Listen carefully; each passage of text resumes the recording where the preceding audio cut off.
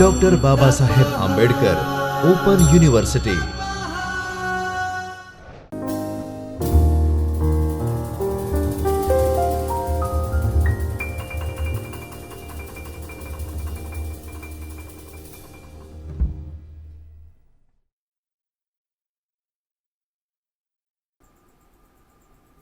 નમસ્કાર મિત્રો, doctor Baba Saheb Ambedkar open યુનિવર્સિટીના department of library and information science તરફથી હું નિશા આપ સૌનું હાર્દિક સ્વાગત કરું છું.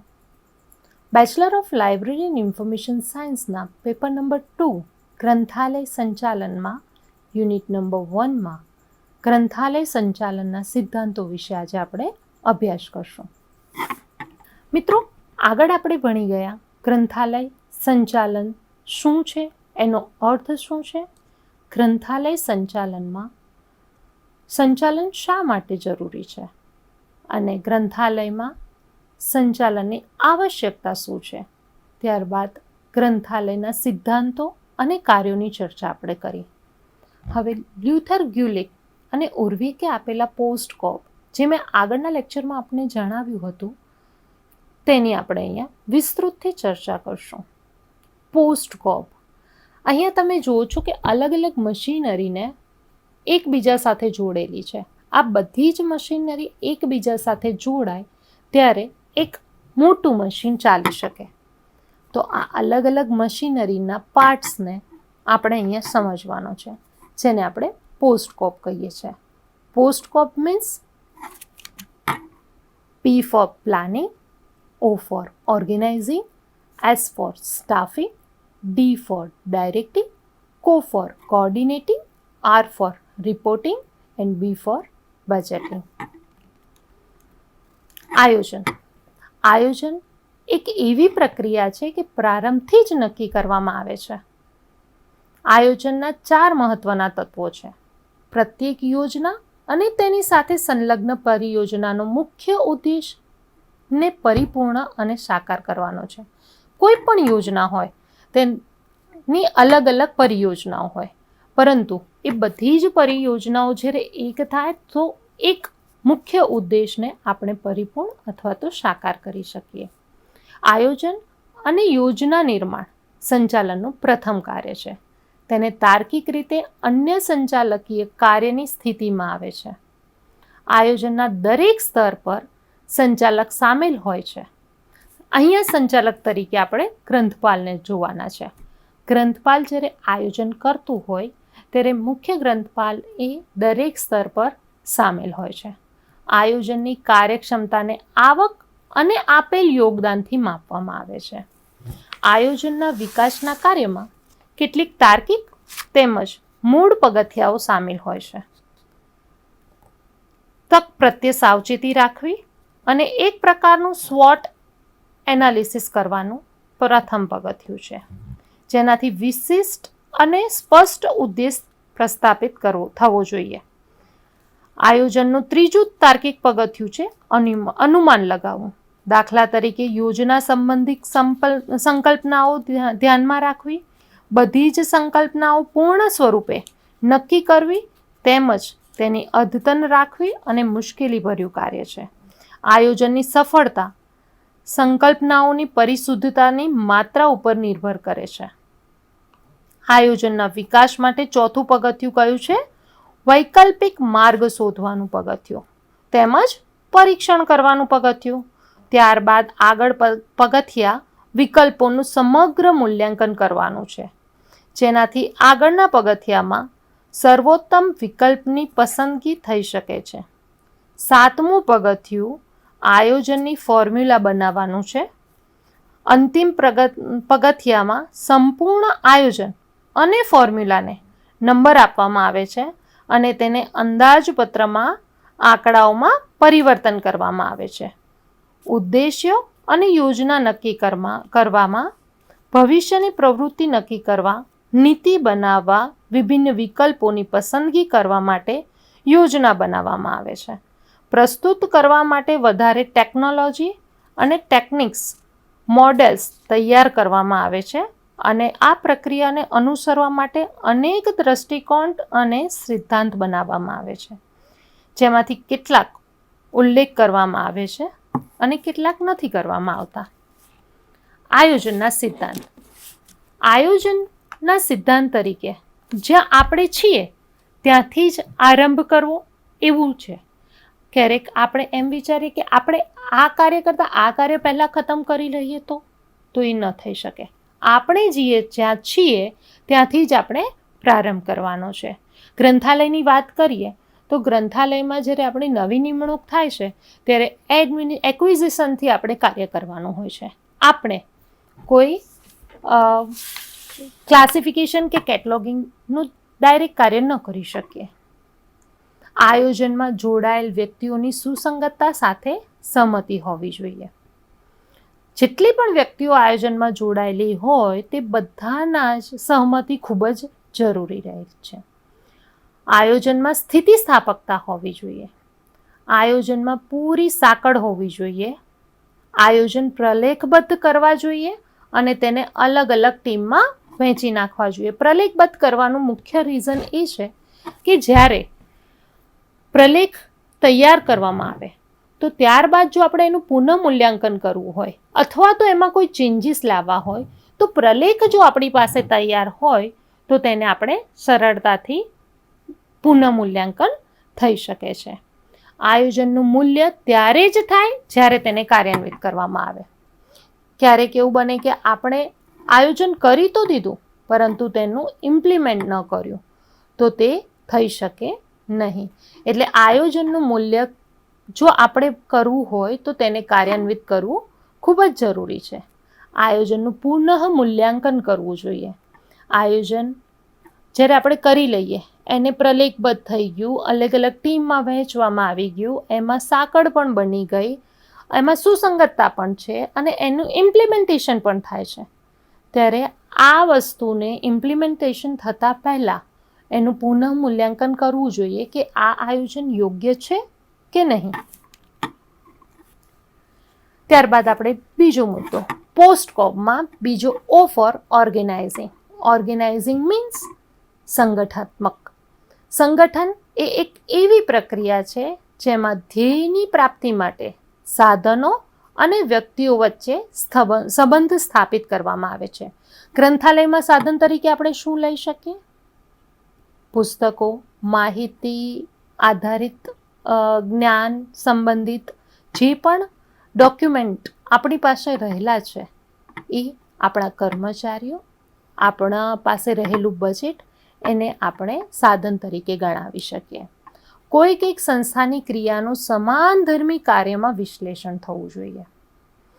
ફલિત કાર્ય અને કાર્યોની રીતોને અલગ અલગ કરી અને તેનો સમૂહ બનાવી એક તાર્કિક માળખું તૈયાર કરવું જોઈએ.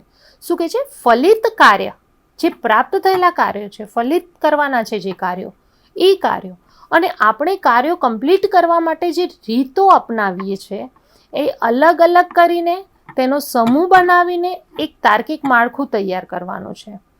કાર્યોને ચોક્કસ વ્યક્તિને સોંપવામાં આવે છે. જે આપણે કાર્યો અલગ અલગ કર્યા છે તે દરેક કાર્યોને અલગ અલગ વ્યક્તિઓને સોંપવાના છે. વ્યક્તિ અથવા સમૂહ દ્વારા કરવામાં આવેલ પ્રયત્નોને સમન્વય સાધવા સાધનો ઉપલબ્ધ કરાવવા છે. જ્યારે વ્યક્તિ અથવા તો સમૂહ દ્વારા કરવામાં આવનારા પ્રયત્નો, જે પ્રયત્ન કરવાના છે તેમાં જે સાધનો ઉપયોગ કરવાનો છે એ બધા જ સાધનો એને ઉપલબ્ધ કરાવવા જોઈએ. જેમ કે ગ્રંથાલયમાં ક્લાસિફિકેશન કરવાનું છે તો ક્લાસિફિકેશન માટે જે સ્કીમ્સ અપ્લાય કરવાની છે યુડીસી, ડીડીસી, સીસી, તો આ દરેક સાધન તેમને આપવા જોઈએ. ઓટોમેશન કરવાનું હોય તો ઓટોમેશન રિલેટેડ જેટલા પણ સાધનો છે એ બધા જ સાધનો સમૂહને આપણે પૂરા પાડવા જોઈએ. સંગઠનાત્મક સિદ્ધાંતો. મુખ્ય કાર્યને સ્પષ્ટ રૂપથી વ્યાખ્યાયિત કરવું જોઈએ. કાર્યવિધિ કોઈ તાર્કિક આધાર પર સમૂહબદ્ધ કરવી જોઈએ. પ્રત્યેક વિભાગ, એકમ અને કાર્યના દાયિત્વને સ્પષ્ટ રીતે વ્યાખ્યાયિત કરવું જોઈએ. સંગઠનમાં અધિકારીની જવાબદારીની નીચેના સ્તર સુધી હોવી જોઈએ. એટલે કે સંગઠનમાં જ્યારે અધિકારી છે તો એ અધિકારી અહીંયા આપણે ગ્રંથપાલ તરીકે લઈએ તો ગ્રંથપાલ એ એક અધિકાર વ્યક્તિ છે. અધિકારીની જવાબદારી નીચલા સ્તર સુધી એટલે કે ક્લાસ 4 સુધીના વ્યક્તિઓ સુધી અને જે છેલ્લું અંતિમ કાર્ય છે બુકને સ્ટેક ઉપર લઈ જવી અને યુઝર્સ સુધી પહોંચાડવી એ બધા જ સાથે સંગઠનની જવાબદારી અધિકારીની રહેલી છે. પ્રત્યેક સંચાલનની સાથે અહેવાલ આપનાર કર્મચારીની ઉચિત સંખ્યા હોવી જોઈએ. સંચાલન કરે છે તો દરેક વિભાગના અલગ અલગ કાર્યો છે. આ અલગ અલગ કાર્યોનો અહેવાલ રજૂ કરનાર કર્મચારીની ઉચિત સંખ્યા એટલે કે યોગ્ય પ્રમાણમાં એની સંખ્યા હોવી જોઈએ. સંગઠનની રચના એવી કરવી જોઈએ જેમાં સ્થિરતા, આગળ આપણે જેમ વાત કરી કે સ્થિરતા ન આવે કાર્યમાં. વ્યક્તિ જે કર્મચારી જે કામ કરવાનું છે કામ એને જે કર્મચારીને આપવામાં આવ્યું છે એને કામ વારંવાર બદલાવવામાં આવે, એમાં સ્થિરતા ન આવે તો એ કામ સારી રીતે થઈ શકે નહીં. એટલે અહીંયા શું વાત કરી કે સંગઠનની રચના એવી કરવી જોઈએ જેમાં સ્થિરતા, સ્થિતિસ્થાપકતા, લાંબા સમય સુધી ચાલે અને સ્વનવીનીકરણની સુનિશ્ચિત કરી શકે. અને તેથી જો કર્મચારીને સ્થિર રાખવામાં આવે, એક જ જગ્યાનું કાર્ય આપવામાં આવે તો એ પોતે જ સ્વનવીનીકરણની લાવી શકે છે. સંગઠનની સંરચનાનું મૂલ્યાંકન લક્ષ્ય સિદ્ધિમાં તેના યોગદાન આધાર પર કરવું જોઈએ. જે લક્ષ્ય સિદ્ધિમાં એને યોગદાન આપ્યું છે એ યોગદાનના આધારે સંગઠનનું આપણે મૂલ્યાંકન કરવું જોઈએ. Staffing. S for staffing. Post કોબમાં એસ ફોર સ્ટાફિંગ એટલે કર્મચારીગણ. કોઈ પણ સંગઠનને પ્રભાવશાળી રૂપથી કાર્યશીલ બનાવવા વ્યક્તિ વાસ્તવિક સાધન છે. ઓર્ગેનાઇઝેશનની શક્તિ કર્મચારી છે જે સંગઠન બનાવી પણ શકે અને બગાડી પણ શકે છે. અહીંયા શું કહેવામાં આવ્યું કે કોઈ પણ સંગઠનની શક્તિ કોણ હોય છે? કર્મચારી. હવે આ કર્મચારીને પ્રભાવશાળી રૂપ થાય, એને યોગ્ય ડાયરેક્શન આપવામાં આવે, એને યોગ્ય પ્રોત્સાહન આપવામાં આવે, એનું વળતર આપવામાં આવે તો એ કાર્યની ખૂબ સારી રીતે કરી શકે છે. અને આ જે સંગઠન શક્તિ, કર્મચારીની શક્તિ એ સંગઠનને બનાવી શકે છે. કર્મચારી વ્યવસ્થા સંસ્થાના અલ્પ અને દૂરગામી ઉદ્દેશ્ય પૂર્ણ કરવા માટે દરેક સ્તર પર યોગ્ય લાયકાતવાળી હોવી જોઈએ. જ્યારે આપણે કર્મચારીની પસંદગી કરતા હોય ત્યારે આ કર્મચારીની વ્યવસ્થા માટે અલ્પ અને દૂરગામી ઉદ્દેશ્યો એટલે કે આપણી સંસ્થાના જે ઉદ્દેશ્યો આપણે પરિપૂર્ણ કરવાના છે એ દરેક ઉદ્દેશોને પરિપૂર્ણ કરવા માટે યોગ્ય સ્તર પર યોગ્ય વ્યક્તિની લાયકાતવાળી વ્યક્તિ ત્યાં આગળ આવવી જોઈએ. કોઈ એક કાર્ય એવું આપવામાં આવે કે જેનો એને નોલેજ જ નથી, એવા કર્મચારીને એ કાર્ય આપી દેવામાં આવે તો એ કામ સફળતાપૂર્વક અસરકારક રીતે પૂર્ણ થાય નહીં. તો અહીંયા એટલા માટે એમ કહેવામાં આવ્યું છે કે ઉદ્દેશ્ય પરિપૂર્ણ કરવા માટે દરેક સ્તર પર યોગ્ય લાયકાતવાળી વ્યક્તિ હોવી જોઈએ. કર્મચારી સંચાલનના મુખ્ય તત્વો. માનવ સંસાધન આયોજન, હ્યુમન રિસોર્સ પ્લાનિંગ, પછી એની ભરતી અને પસંદગી. ભરતીની પ્રક્રિયા થવી જોઈએ અને એની પસંદગી પણ યોગ્ય થવી જોઈએ. પ્રશિક્ષણ અને વિકાસ. જ્યારે વ્યક્તિની ભરતી થઈ જાય ત્યારબાદ એને સતત એ કાંઈક નવું ને નવું શીખતો રહે, એનો પોતાનો વિકાસ કરે ને પોતાના વિકાસ સાથે સંસ્થાનો વિકાસ થાય. એ સતત વિકાસ ત્યારે જ શક્ય બને જ્યારે તેને સતત પ્રશિક્ષણ આપવામાં આવે. બક્ષિસ અને બદલો એટલે કે વળતર. એને જો કોઈ સારું કાર્ય કર્યું હોય, એને કોઈ અચીવમેન્ટ કર્યું હોય તો તેનું એને વળતર આપવું જોઈએ અને બક્ષિસ આપવી જોઈએ. સ્વાસ્થ્ય અને સુરક્ષા. અહીંયા આપણે એક ઉદાહરણ લઈએ કે કોઈક કેમિકલની કંપનીમાં કર્મચારી કામ કરી રહ્યું છે. હવે આ કર્મચારી કેમિકલ એટલું હાર્મફુલ છે કે જો એને સુરક્ષા પૂરી પાડવામાં ન આવે તો તે યોગ્ય ન કહેવાય. એટલા માટે કેમિકલની કંપનીમાં જ્યારે કામ કરતા હોય તો એ લોકોને mask, hand gloves, safety shoes આપવામાં આવે છે. એમનું સ્વાસ્થ્ય જળવાઈ રહે એની માટે મેડિક્લેમ્સ આપવામાં આવે છે. તો આ કર્મચારી સંચાલનના મુખ્ય તત્વોમાંનું એક તત્વ છે. કારકિર્દીનું આયોજન અને સંચાલન. એની કારકિર્દી માટેનું આયોજન પણ વિચારવું એક સંસ્થાને અને સંચાલનના મુખ્ય તત્વોમાંનું એક છે. સહાયતા અને શિક્ષણ. કર્મચારીને સતત તેના પર્સનલ અને પ્રોફેશનલ લેવલ ઉપર સતત સહાયતા મળવી જોઈએ. કાર્ય નિષ્પાદનનું મૂલ્યાંકન. એને જે કાર્ય કર્યું છે એમાંથી જે આઉટપુટ્સ મળ્યા છે એનું સતત મૂલ્યાંકન થવું જોઈએ. ત્યારબાદ છે ડી ફોર ડાયરેક્ટિંગ, નિદર્શન. નિદર્શનનો ઉદ્દેશ સંસ્થાના ઉદ્દેશ્યની સિદ્ધિની દિશામાં લઈ જવાનો છે. નિદર્શનનો ઘનિષ્ઠ સંબંધ સંચાર કાર્ય સાથે છે. ડાયરેક્શન કરવાનું હોય તો તેના માટે કમ્યુનિકેશન ખૂબ જ જરૂરી બને છે. એટલા માટે અહીંયા કહ્યું છે કે નિદર્શનનો ઘનિષ્ઠ સંબંધ સંચાર કાર્ય સાથે છે. ગતિ અને નેતૃત્વ આપવું નિદર્શનનું ઉપકાર્ય છે. નિદર્શન એ સંચાલનનું એકમાત્ર કાર્ય નથી. વાસ્તવમાં નિદર્શન સંસ્થાના દરેક સ્તર પર સર્વવ્યાપી છે. એટલે કે ઉપરથી લઈ અને નીચે સુધીના પોસ્ટકોપમાં પી ફોર પ્લાનિંગથી લઈ બી ફોર બજેટિંગ સુધી નિદર્શનની જરૂરિયાત રહેલી છે. દરેક સ્તર પર સર્વવ્યાપી છે. નિદર્શનનું કાર્ય જેટલું પ્રભાવશાળી હોય છે, સંસ્થાના ઉદ્દેશ્યોની સિદ્ધિ માટે કર્મચારીનું યોગદાન તેમાં વધી જાય છે. જે ડાયરેક્શન આપવામાં આવે છે સ્કેલર ચેઇનમાં એક યોગ્ય દિશામાં જોઈને નિર્દેશન મળે તો એ કાર્ય ખૂબ જ સારી રીતે થઈ શકે છે.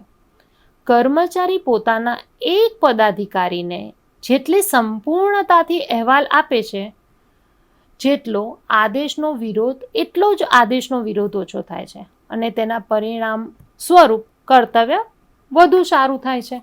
એટલે પોતાના એક પદાધિકારી જેટલી સંપૂર્ણતાથી તે અહેવાલ આપી શકે તેટલા જ અલગ અલગ વ્યક્તિઓ એને અલગ અલગ રીતે આદેશ આપતા હોય અને અલગ અલગ આદેશનો એને અહેવાલ આપવાનો હોય તો તે અસરકારકતા જણાતી નથી.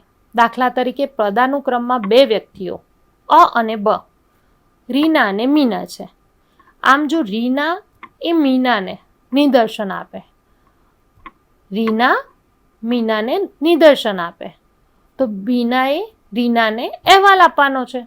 એટલે જ્યારે પણ પદાનુક્રમમાં 2 વ્યક્તિઓ હોય તો એ 2 વ્યક્તિઓ ઉપરનો લેવલવાળા વ્યક્તિ નીચેના લેવલવાળા કર્મચારીને એક નિદર્શન આપે અને જો નિદર્શન વ્યવસ્થિત રીતે યોગ્ય રીતે આપવામાં આવે તો તેનું અહેવાલીકરણ પણ યોગ્ય અને યોગ્ય દિશામાં થઈ શકે છે અને કાર્યની અસરકારકતા વધી જાય છે. કો ફોર કોઓર્ડિનેટિંગ. પોસ્ટકોપમાં કો ફોર કોઓર્ડિનેટિંગ. કોઓર્ડિનેટિંગ એટલે કે સમન્વય. સંસ્થાના કાર્યોમાં નિપુણતા મેળવવા માટે વિભિન્ન કાર્યને સાંકળવી તેને સમન્વયની પ્રક્રિયા કહેવામાં આવે છે. સંસ્થામાં અનેક અલગ અલગ કાર્યો થાય છે. આ અલગ અલગ કાર્યોને એક સાથે સમન્વય કરવામાં આવે તો એની એ પ્રક્રિયા કહેવામાં આવે છે, એને કોઓર્ડિનેટિંગ કહેવામાં આવે છે. જેના દ્વારા નક્કી કરવામાં આવે છે કે સ્વતંત્ર રીતે જે કાર્ય થયું છે તે સમગ્ર લક્ષ્ય સિદ્ધિમાં તે આપનું યોગદાન આપી રહ્યા છે. એટલે કે અલગ અલગ વિભાગો અલગ અલગ કાર્ય કરી રહ્યા છે. માનો આપણે ઉદાહરણ લઈ લઈએ એક એન્યુઅલ ફંક્શન. સંસ્થામાં એક વાર્ષિક કાર્યક્રમ છે. આ વાર્ષિક કાર્યક્રમમાં અલગ અલગ કાર્યક્રમનું આયોજન કરવામાં આવ્યું છે. અલગ અલગ વ્યક્તિઓને અલગ અલગ જવાબદારી સોંપવામાં આવી છે. તો આ અલગ અલગ કાર્ય અને અલગ અલગ જવાબદારીઓને આધારે લક્ષ્ય સિદ્ધિમાં પોતાનું યોગદાન આપી શકાય